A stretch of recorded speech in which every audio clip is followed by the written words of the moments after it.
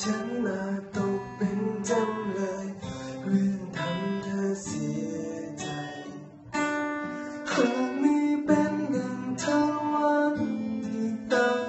ใจว่าเอาไว้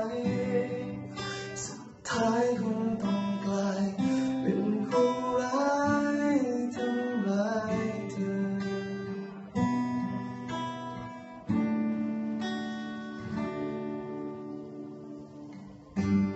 อยากทำเพื่อเธออยากเป็นหนึ่งคนที่เธอหวังแต่ว่าใจฉันยังหวั่น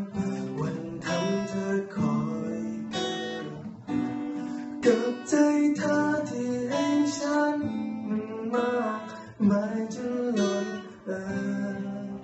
ยิ่งมากก็ยิ่งกลัว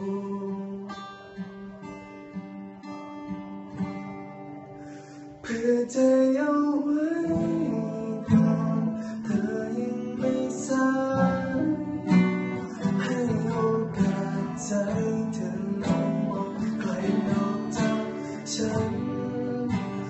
ขอยอมเป็นหนึ่งในตัวเลือกของคนที่เธอฝันเพียงแค่นั้นก็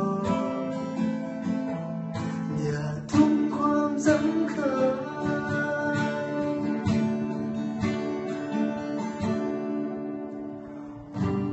ทนรอสักหน่อยปล่อยให้เวลาบอกหัวใจ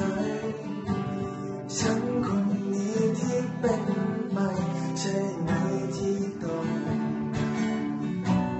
ให้ความรักเป็นหนังสือเพียงแค่เธอค่อยๆอ่านค้นหาใจของเธอ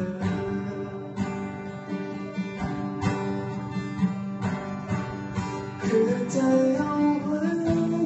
ก่อนเธอยังไม่สายให้โอกาสใจเธอลองมองใครนอกจากฉันขอยอม